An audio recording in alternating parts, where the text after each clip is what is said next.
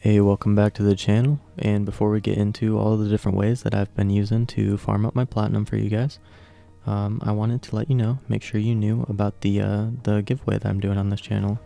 Every 2 weeks I'm going to be putting up a giveaway. I've been doing it for a while now. Right now it's a Neza Empyrean collection bundle, or you can get 225 plat if that suits your fancy a little bit better. I just wanted to let you guys know. I'll put a card up, I'll put it in the description. But without wasting too much more of your time, let's get into the video. Alright, so one of the methods that you'll be able to use fairly early on in the game will be through the syndicates. And basically, you'll unlock it fairly low mastery, and then you just align yourself with one of these. It's very simple. You gain standing as you play through missions, as you gain affinity, and you get a set amount per day. So you see it scales with your mastery rank. And as you rank up, you're going to want to rank it all the way up. Worry about that before you get any of the rewards from it. That's what's going to help you out a lot. And they're directly aligned with one of the other syndicates. So you can rank up one while ranking up another one. And you're going to be hated by some of them, but that's completely okay. You can trade for the stuff in the other syndicates. And that's where you're going to get your platinum from them. So early on, you can go ahead and get a bunch of these Warframe augments, some of them being very useful, and staples for certain builds. Say Vampire Leech. Say your syndicate has Vampire Leech, or more importantly, Trinity mods. Warframe will only be in 2 of the syndicates, so Trinity is going to be in Parent Sequence and one other. So if you're not in Parent Sequence or the other one, you're going to need to trade to get this. So you can trade for other Warframe mods, you can trade for other syndicates items, but you can also trade them for platinum directly. A lot of these methods are going to be trading oriented. So I can purchase this for 25k. That's one way of doing it. If you don't like doing lots of trades to get your platinum, you can wait and save up to get the secondary is usually your best bet, because that's 100k as opposed to 125k. You can stock up on those. As you see, I have an extra one of those, and in New Loca I have an extra Castanas. And I like selling those instead of trying to upkeep a bunch of different mods in stock. But you can easily do that. So yeah, syndicates is like a passive way of you to gain platinum as you go. Another method you can use for farming platinum on a daily basis is completing your sorties. You can do these as soon as you complete the War Within, and every time you complete the 3rd sortie, you're going to get one of these rewards, a lot of which you can trade to other players. And quite a few of them are actually very useful. Riven mods, you can sell those veiled to other players, or you can run the risk and open them and hope you get a well sought after Riven and sell the Riven itself. I tend to keep them veiled and sell them because I've been having pretty poor luck lately opening Rivens. So you can sell those. People are always buying Anasa sculptures, and if you get super lucky, you can get the legendary core, and that sells for a very hefty chunk of change. So that's something you can do every day to up your platinum. Over a week's time, you should have at least one or a few things for you to sell on the market. Another method you can use, as you progress through the game, you're going to get a lot of relics. And something I like to do is finding endless relic runs. So I'm going to jump into this Neo Survival and run probably 4 and open 4 relics in this time. It's not the fastest way of opening relics, but it's nice to just open them and stay in the mission and just grind through them. I'm a fan of endless missions, so that's what I'm going to do. You can refine your relics to hopefully get a better chance at your other ones. If you're going to refine them, you can do a rad share group, where everyone runs a radiant of the same relic to up your chances of getting those rare pieces. You see those a lot when a new Prime update comes out. You're going to see that a lot when Chroma Prime comes out. It puts the most odds in your favor of getting those items. And those are going to be the items that you're going to want to sell as either sets or as individual components to other players that are trying to complete a set or trying to build them for themselves, stuff like that. You acquire lots of relics as you play through, and playing through Sanctuary Onslaught, you'll be able to get normal relics. If you play Elite Sanctuary, you'll get Radiant relics right off the bat. So that's very useful, and that's where I get a lot of my relics, because I very much enjoy Sanctuary Onslaught. So you can get a lot out of that. On the topic, yes, it can be signed at kind of like a bonus tip. Sanctuary Onslaught, Elite Sanctuary Onslaught, can give you chances at the Lotto Vandal components. And those components you can actually sell as well to other players, which can be a little bonus of platinum as well. You're getting Radiant relics, and you have a chance at getting those Vandal parts, so you can sell those to other people as well. Alright, another method you can use, I feel like not very many people utilize this method, is utilizing Prime mods. And how we're going to do that, we're going to search for the Prime mods that we have. And people like buying these fully ranked. They don't like buying one and then ranking it all the way up. So this is very good if you have a lot of endo in store. It's very good if you have a lot of credits in store, because trading these back and forth is 1,000,000 credits.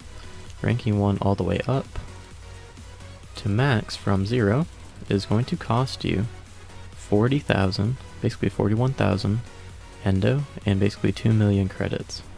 Selling them, if you're the receiver of a Prime mod, no matter the rank, it's 1,000,000 credits. So say when the trader comes, you might want to stock up on a few of them. Maybe you get one for yourself, and maybe you buy another one. So then eventually you can rank this all the way up, and then you can sell that. If you can find someone that wants to buy it at rank 9, I mean, that takes off half of the cost from you.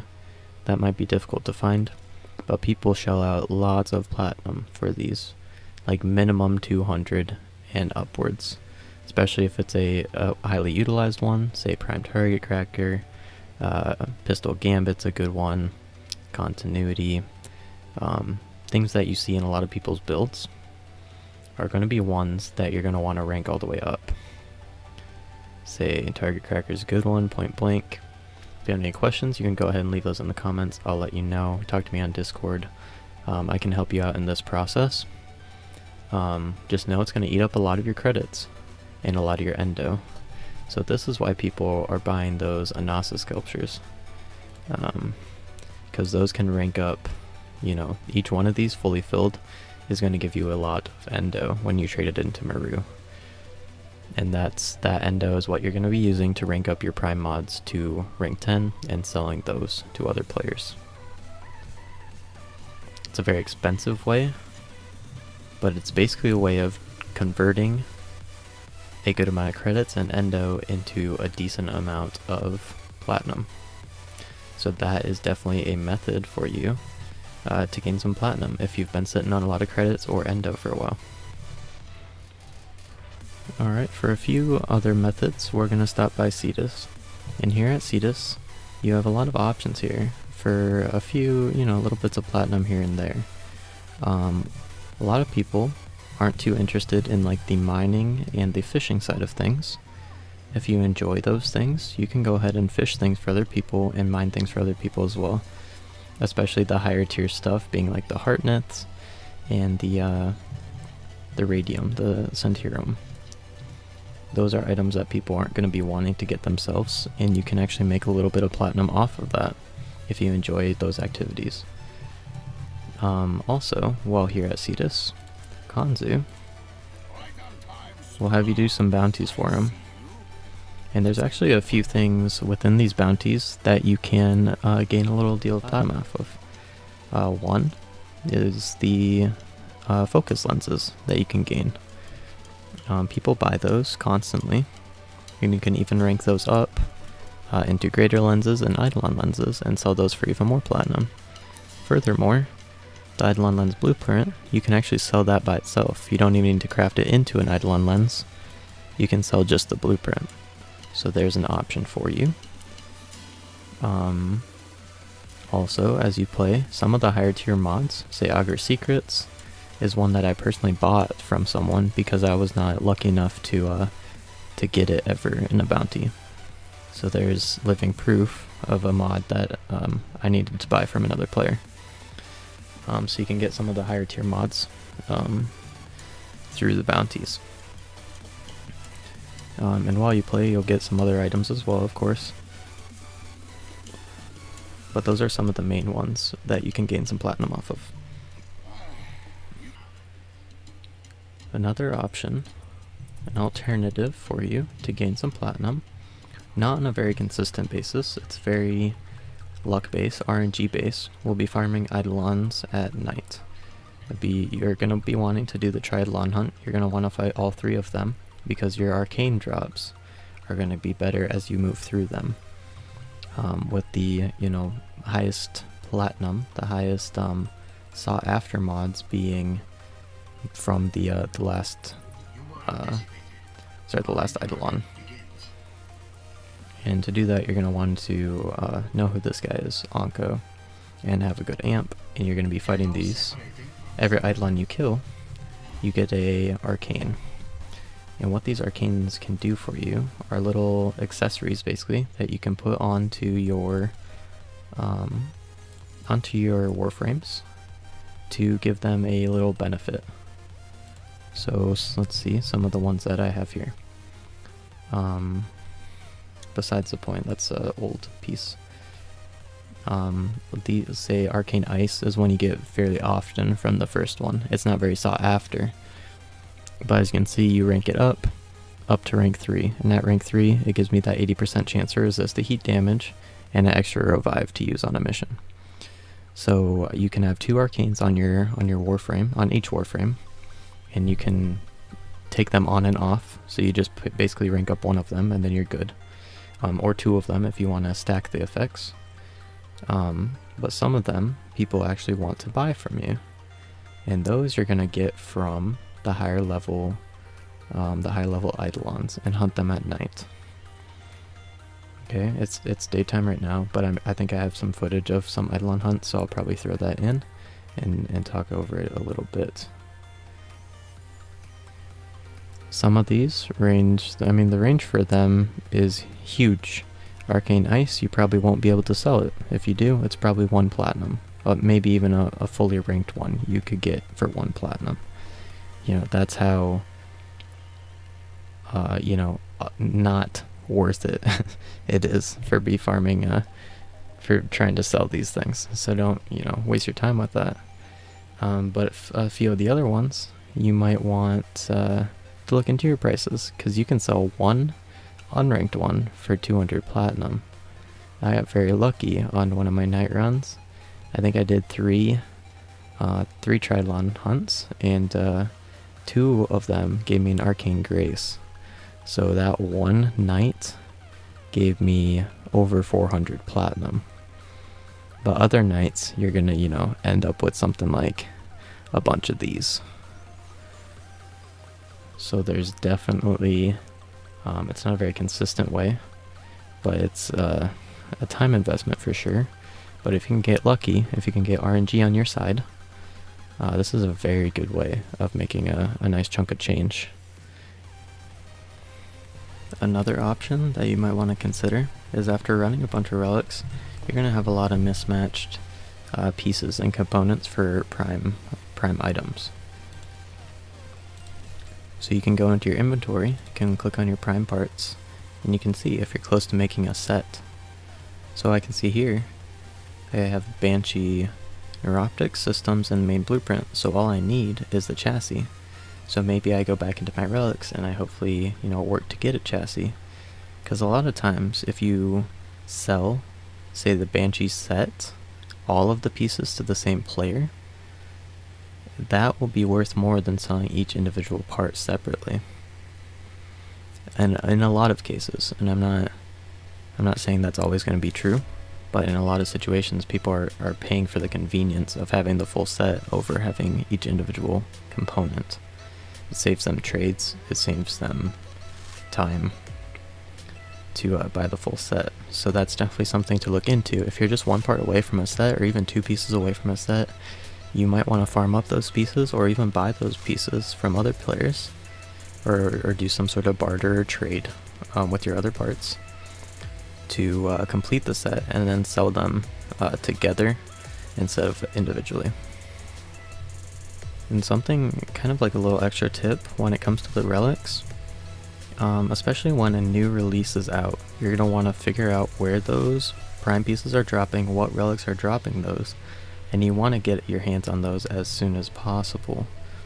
So when the Chroma Prime comes out and all of its accessories and weaponry and all that jazz, you're going to want to farm those up, and you're going to want to sell those soon, because those prices are going to be very high, because people are going to want those right away. And it's kind of a double-edged sword, because those are going to be very expensive, and that's going to make the Limbo stuff, the most recent Prime stuff, go down in value quite a bit. I mean, they already have, but even more so. Because those aren't the newest things anymore. You're gonna want to get your Chroma pieces, and you want to do that pretty quick. Even if, say, maybe you don't really enjoy Chroma, maybe you're not interested in making Chroma Prime, it's still beneficial for you to grind out the relics and grind out all the components, and you can make a hefty chunk of change. That's what I did when Limbo came out. I didn't even build Limbo Prime. I didn't build any of the Prime stuff from last Prime drop.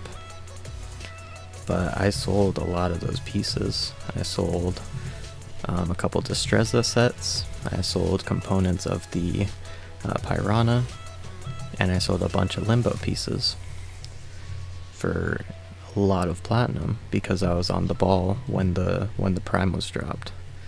So that's something very important, is realize when those things were, if the current item you're farming is vaulted or not. That's something important to see. Maybe see if something is vaulted. Look up a list of things that are vaulted and go ahead and you can search by item. So let's say I have Rhino. Okay, I only have a couple things with Rhino stuff in them. So maybe I look and see, like, oh, is Rhino expensive right now? Maybe these are really old relics from a long time ago, but I think he was just recently unvaulted and I haven't farmed relics in a while. That's why I have so few. But see, like, if I had these before he was unvaulted, these might be expensive components, you know? So definitely look at that when farming things and looking in your inventory when completing sets. See if things are vaulted or going to be vaulted and all of that, because that's all going to affect your prices. Alright, I think that wraps up this video. I know it was a pretty long one. I know I crammed a lot into this one, but I wanted to give you as many methods as I could, and a lot of methods that I've used personally in the past and still use. A lot of different ways for you to get platinum in this game. There's plenty of ways to get it. You don't have to buy a thing in this game. Of course you can if you want to support the developers and all of that jazz. But know that you can get everything, basically everything in the game, by playing through it and using these methods to gain your platinum. I think that's it for this video, and hopefully see you soon.